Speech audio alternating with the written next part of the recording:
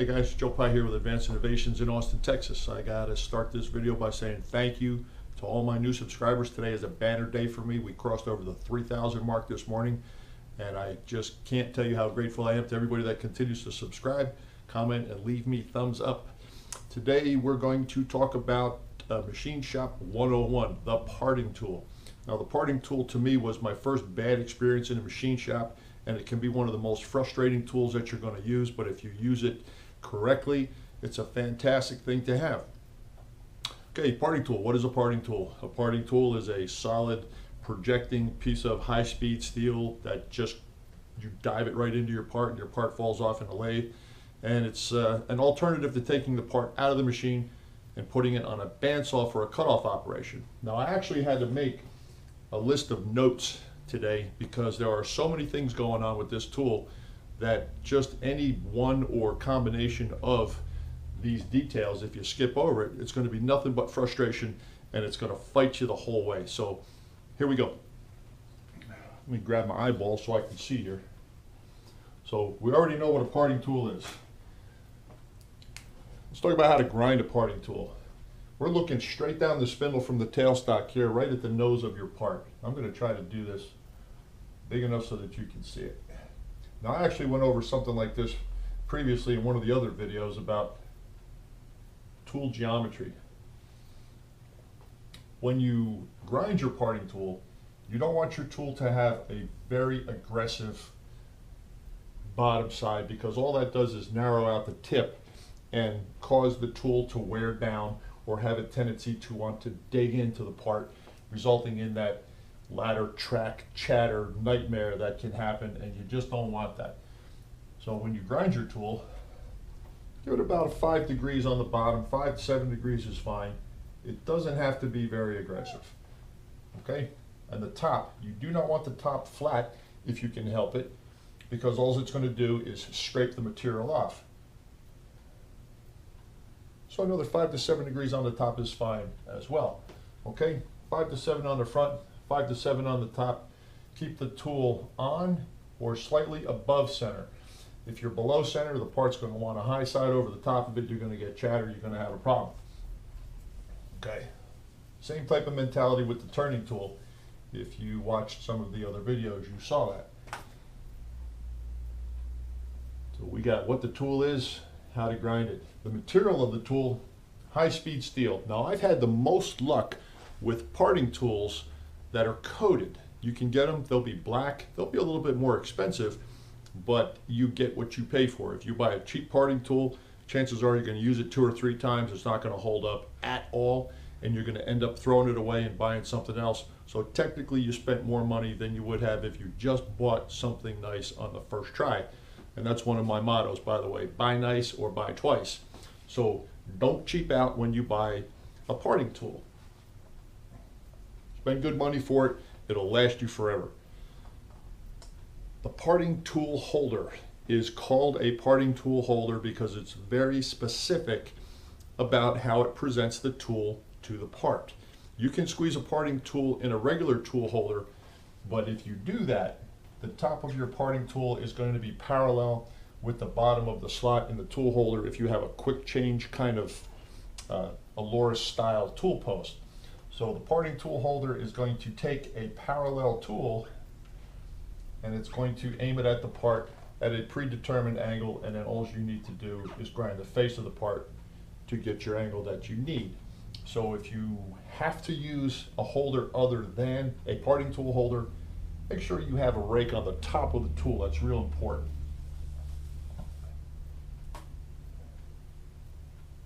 Setup. How do you know how to set your parting tool up?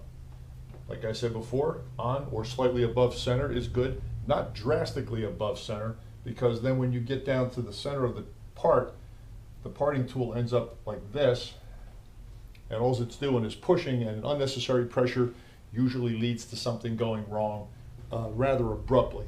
So just above center is fine. You want your tool, and you'll feel the little tip that it leaves behind, hopefully on the chuck side of the part or the collet side of the part. Let's erase this and look straight at the machine for a second. Let's say you have your material protruding out of your chuck. Maybe it has a hole in it, maybe it doesn't have a hole in it. I always like parting off material that's got a pre-drilled hole in it. It's just so much nicer, it's so much easier. You don't have to go all the way in. Now the setup of the tool, let's say your material is 1 inch in diameter. Don't leave your parting tool hanging out 16 inches off of your tool holder, because all that's going to do is allow the thing to jump around and flex, and the break potential is greatly increased. So if you're going to run a bunch of parts and you know they're all about the same size, take a minute and choke up on that tool, bring it close in so that when your tool holder is right up next to the part and that parting tool is extended out, it can definitely reach beyond center, but there's no need for it to reach out for 3 inches. Okay? That's first. Second is you want to make sure that the blade of the parting tool is perpendicular to the center line of the machine. You don't want the tool to be set up sideways. You don't want it to be set up facing in, because all that does is, technically, if the tool is bent this way as it's going in, the amount of surface contact increases, and the influence on that blade is going to flex the blade. It's going to drive the blade into the material. Chances are it's going to start to side chatter, and it's just not going to go well. So how do you do this? Well, same way I just did it before. Set your tool up, move your tool up next to the part, and if you can put a piece of white paper or a flashlight or whatever underneath the part, light it up, and just look for the gap between your parting tool and the face of your part, provided you know that the face of that part has just been faced off and it's flat. Okay? Look for no air here. Don't bump it up against your machine, because these tools are flexible and they will move and it'll give you a false reading. So that's one way. Look for the gap, look for the light, and after you tighten the tool down, check it again, all right? Because if you don't, I know these tools move. Some of the wedge type tool holders will pull down on the top of the tool and cause them to kick and cock, and then you got a problem on your hands. The other way you can do it is to move it up alongside of your part like this and lay a straight edge in here. Take a 6-inch scale and lay a 6-inch scale in there, and just make sure that the gap that was on the face of the part is now between the scale and the parting tool. This is also a very good way to say, all right, I want to part off something at a very specific thickness. How do I know where the tool is? Move the tool up alongside your part. Use a razor blade, use a sharp scale, use something, and just lay it on the part and sweep down with it. I will take you out in the shop and show you these things, but I'm going to show you on the board so I don't have to waste time talking out there. And keep moving it down until the scale that you're using or the edge that you're using no longer contacts the parting tool. You can hear it tick, click, click, click, and when that clicking goes away, you know you're in line. So zero your indicator, your travel dial, or whatever. If you want to part something off to a specific thickness and you don't have an indicator, you don't have a travel dial, you don't have a digital readout of any kind, take your compound that you would thread with and turn it 90 degrees to the machine. So when you have your parting tool lined up on the edge of your part, all you need to do is crank in your little compound. You got your 125 or whatever you're looking for, slice it off. Everything is wonderful. Okay, that's the setup. Grinding the tool. Let's talk about the hows and whys and what happens with the parting tool. A lot of people are going to say, square on the front, perfect on the sides, plunge it in, life is good. But guess what? If you're making a bunch of pieces and you have your parts hanging out of your machine, you have a squared contact tool, you have a 50-50 chance of not having a burr on the part that falls off. Now, if you have a burr on the part that falls off, it's something that you are going to have to address in a secondary operation. Press it against a sander, put it back in a soft collet, board collet, regular collet, whatever, and take care of that burr. So let's exaggerate the tip of this tool, and I'm going to make it exceptionally wide for this.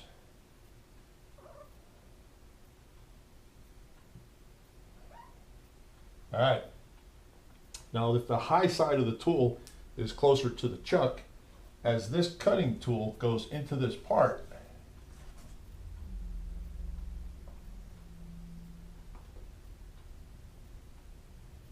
it's going to do this. Okay? So where's the burr? The burr stays with the part. The other possibility or probable situation that's going to happen here is, since this is inclined, this is going to have a tendency to want to do this. It's going to want to follow that ramp. So chances are the other side that's remaining behind, when you're done parting this off, is going to be concave. It's going to look like that. It's not going to be flat. And the part that you just parted off is going to be convex. So if you do have to put an angle on your tool, and there is a benefit to it, make sure it's very slight. Well, just draw a new part, that's a whole lot easier, right? All right, let's say this is a washer or some type of spacer, bushing, who knows, whatever. There's a hole going through the center. And the more you use a parting tool, the more you'll be able to hear the material talking to you as you're diagonally get in. It'll be making that same sound that a bandsaw makes when it's coming down through a part. It makes a, you know, it's a winding down, turning off sound. And you know just at the moment that it's going to break through, and you can have a cup or whatever, Allen key, another piece of stock, a wooden dowel. It's a good way to catch a part coming off a machine. Don't use your fingers, not a good idea. You usually end up with a couple of cuts. All right, let's talk about that incline on the tool. Ever so slightly, and this is the way I set my tools. The side of the tool is parallel with the face of the material. The tip of the tool is not true to the center line. The tip of the tool is biasing the part that I want dropping off. That way, when I come in here with my parting tool, you can see that the first thing to cut off is going to be the part, and any little burr that's left, I call it a crown, any little crowns that are left are on the part that's still in the machine, and it goes away in the next facing operation. So there you go. Grind the nose of the tool ever so slightly to bias the part that you want to drop off. 5 degree, 7 degree rake on the top, 5 degree, 7 degree rake on the side. You're good to go. It's a time saver. It's something that you don't have to deburr. Now, speaking of deburring, as the part is getting parted off, and this is exactly what it's going to look like. As the parting tool is in there, back the tool out for a second and drop your file in here and take that backside corner off. It's just one less operation you're going to have to do at a later date. So if you do end up with a burr on your part here, you don't have one here, this was accessible. Hopefully you deburred this while you had the chance. And the burr on the ID on the back of the part, you can use a countersink tool, and maybe the burr goes away if you're real lucky. Keep your tool sharp. It really does help. Okay, so we've got burr control and the grind. Let's talk about the profile of a parting tool. Now, it looks like a knife blade, but you're going to look right at the front of that tool right now.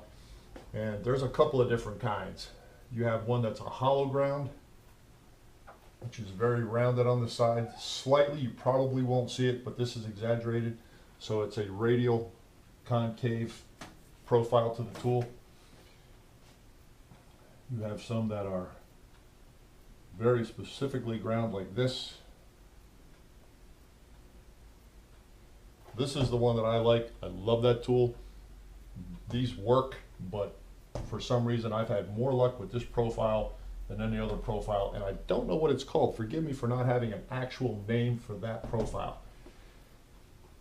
But you can see when these tools start to wear down, when it breaks down, that it rubs. As soon as it starts to break down, you have more of a rubbing, and you can see that in your chip. When you're feeding your parting tool into your material, you're looking for a real nice continuous wheel. Now, I know there's a lot of people out there that are going to say, well, I want to see how big I can make that wheel, because I've done it myself. But The second that that wheel freezes into the parting groove, it's going to act like a hammer and you can kiss your tool goodbye. So although that's really cool to make those things and then push in the center of them and they turn into a big spring when you're done, try not to do that too often. Okay, I like this kind of profile.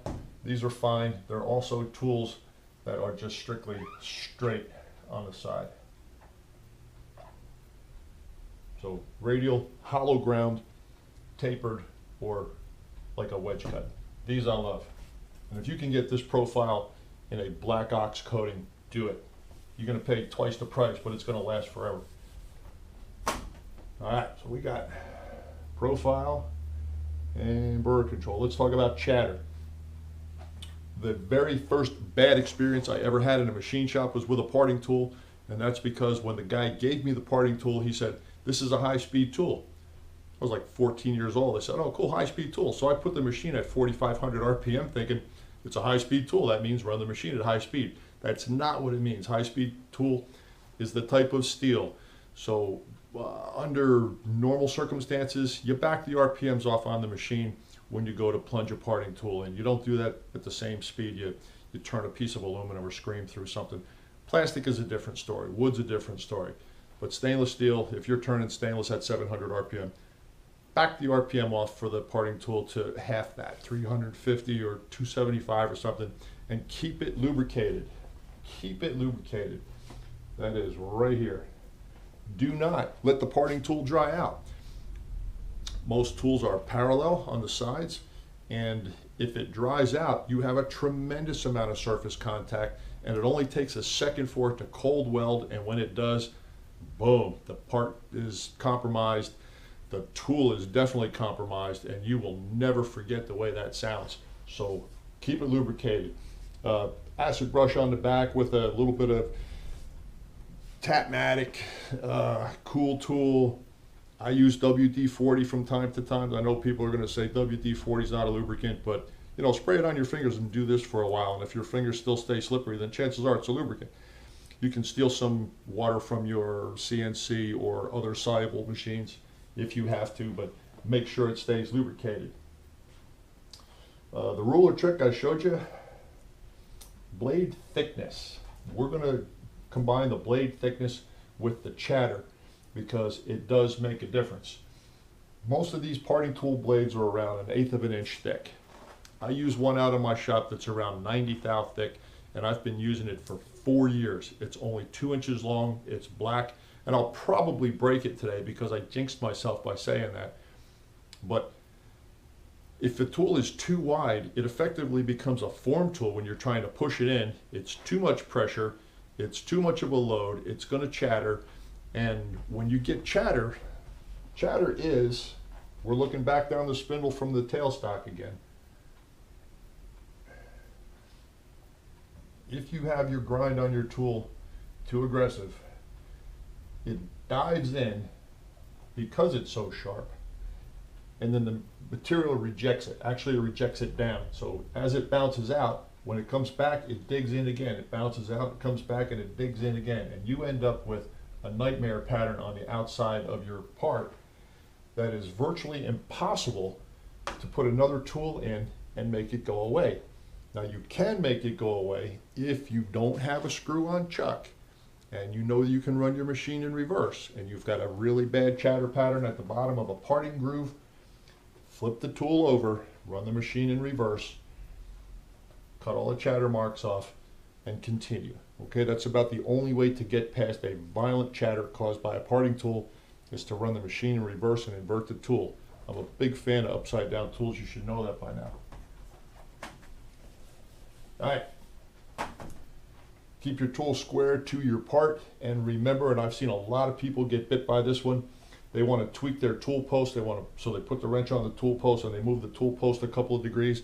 They forget about retruing up the parting tool. If you move the whole tool holder block, the tool post block, don't forget to straighten out that parting tool. The tool has to be true to the part regardless of what the tool post looks like. RPM, I told you, slow the RPM down. Doesn't have to crawl, it does have to cut, and you'll get the feel for it. You'll feel it cut. I'm not a big fan of power feeds for parting. A lot of guys do, and God bless you if you can do that. You're a better man than I am, because I have just never had the guts to hit that power feed and step back and wait for that part to drop off, probably from that first experience when that parting tool blew up and flew past my head.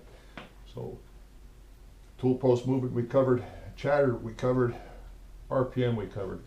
A lot of details for such a simple tool, but believe me, you got all these things in line, that parting tool is going to be a seamless tool in your arsenal, and it's going to perform very well. So let's take a walk out in the shop, and I'll pretty much go over this relatively quick and show you what I was talking about.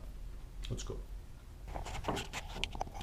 Okay guys, this is a high-speed steel parting tool. It is 0.95 thick. It is about 680 tall, and it is in a BXA 7 specific parting tool holder. And you can see that the angle of the blade is established by the holder, which is a benefit that you don't get if you hold it in a standard holder. So be sure that if you're going to part something off, that you have some degree of rake up here on the top. You can see that the grind on the front is relatively mild and the angle is not very extreme. I'll show you the relationship to the part.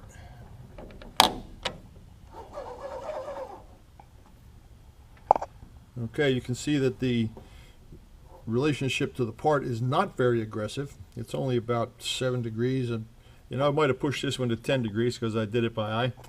So it is just above center at this point. And the next thing we are going to do is to set the rotation of the blade to make sure that it goes perpendicular to the machine axis. And if you can bear with me, I'll reposition the camera for you. And we can show you how that's done.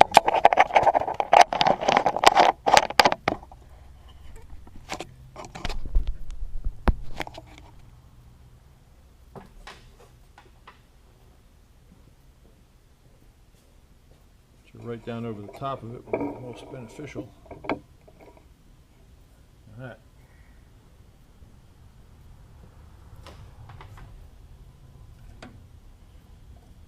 Now I'm going to use a scale here to exaggerate the extension of the blade. What you don't want is you don't want the blade going into the part with the blade position this way or this way, because you will get the side chatter and you're going to leave an unfortunate profile on your part. So as you can see, this part is flat. It has been faced off.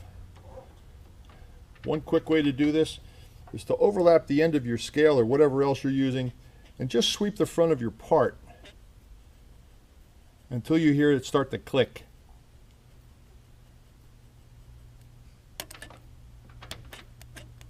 Okay, hear the click? You can see the click. The finer your feel is for contact with that blade, the better off you're going to be. Now, one way to know at this moment whether or not this blade is straight is to extend the scale a little bit further out and see if the click is more aggressive. Oh, it definitely is more aggressive. So that tells me that this blade is in here this way and that the tip is the closest to being true. So I'm going to loosen it up and see if we can bump it around and straighten it out.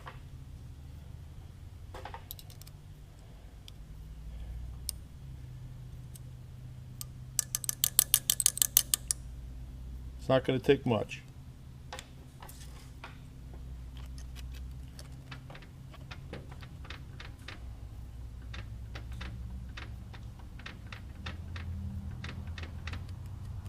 Okay, now I feel it, and you can probably hear it. And if you get that same kind of contact all the way in, you know you're right there. I'm going to tighten it up and see what we get. You could indicate it if you want, but I think that's a little overkill because usually a piece that you part off has got stock left on it for secondary machining. Now this is what I had mentioned inside. Lay a piece of white paper on your cross slide and move your blade up to the front of it. If you can reposition your light so that it only lights up the paper, it's real easy to see the gap between the blade and the part. And you just watch for the light to go away. That's pretty clean right there.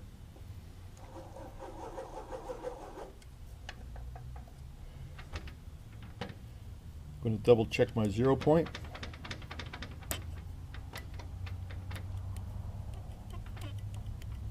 This is where you would take your indicator and zero your indicator if you were looking to cut a piece off of here at a specific thickness. Make sure if you bump your tool against the face of your part that you add the thickness of your tool to your dimension in order to get the part thickness that you're looking for.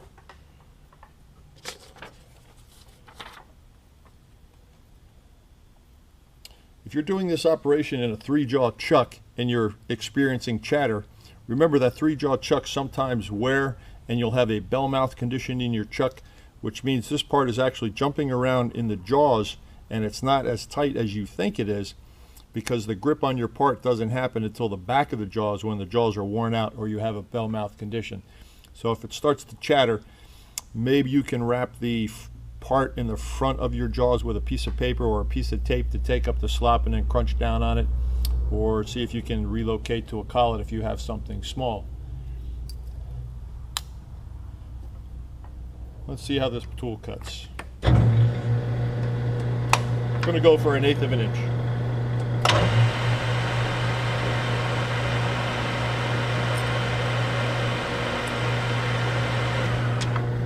Now it's easy to tell the grind on the front of the tool by the very initial contact when the tool meets the part. Watch where the line is. If the line is full width, then you know that the blade is nice and square to the part. But if it scratches one side and then becomes full width, or scratches the other side and becomes full width, you'll know that the tip of the tool is ground either this way or this way. And I'm hoping for this demonstration that the tool is slightly this way, because I want to leave the burr on this side just to show you that how that happens.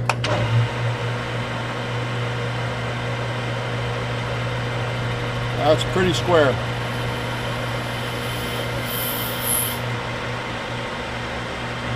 This is the spot where it's not a bad idea to sneak a file in there. Take off that backside burr.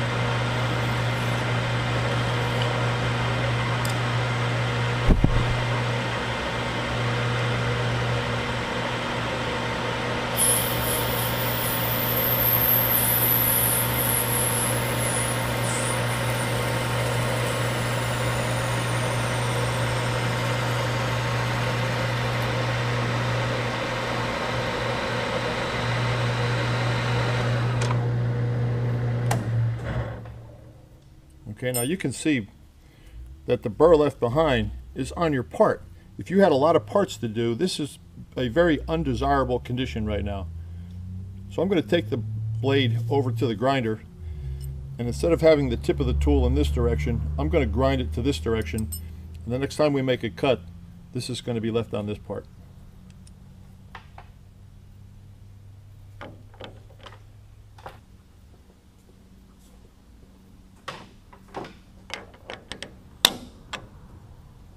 This is greatly exaggerated, so I hope you can see it, but the tip of the blade is now ground this way.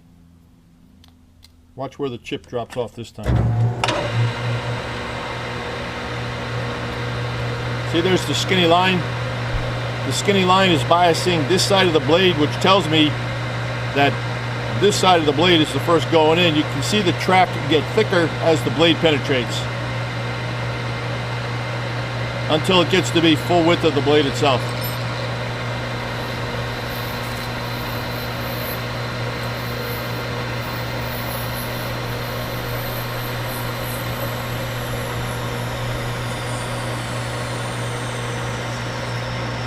Okay, there you go.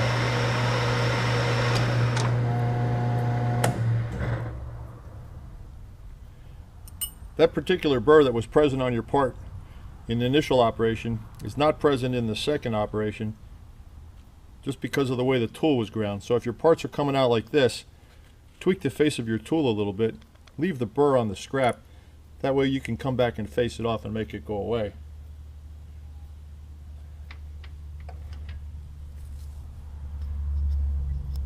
I am not a big fan of the blade that I'm using for this demonstration. This is not the blade that I normally use, and it is one of those opportunities where I had a chance to get a bunch of blades for a very cheap price, and they don't work very well.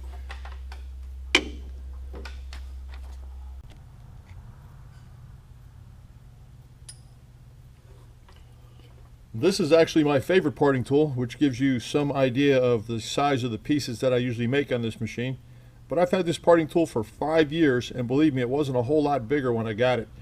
It's got one of those straight-sided flared top profiles that I showed on the board inside, and it is black coated. I'm not sure what the coating is, but before it was ground away to next to nothing, I know that it is a Morse cutting tool, and it is a really high quality part. The metal is incredibly hard. The high-speed steel is incredibly hard. It's probably got some cobalt mixed in if I had to guess. And these other regular high-speed looking ones, I know they're Chinese and they don't hold up very well, and for some reason they never cut straight. So spend the money on a good parting tool. Another way to tell if your tool is cutting straight, is to take a look at the face of the part that you leave behind. If this is relatively flat, you know you got a good cut, but you can see how the scale rocks on this part, which means this part was walking in the direction of the bias on the tip of the tool. Remember, that's one of the problems I told you to watch out for when you bias the tip of a tool. So this is crowned, and if it were to be sunk the other way and you calculated the length of your material close enough that you actually have to worry about how thick your parting tool is, you might be getting yourself in trouble. So watch out for that too. This is an indicator of how the tool is cutting. Experiment with it, see how it works for you. Try different grinds on your tools, and good luck.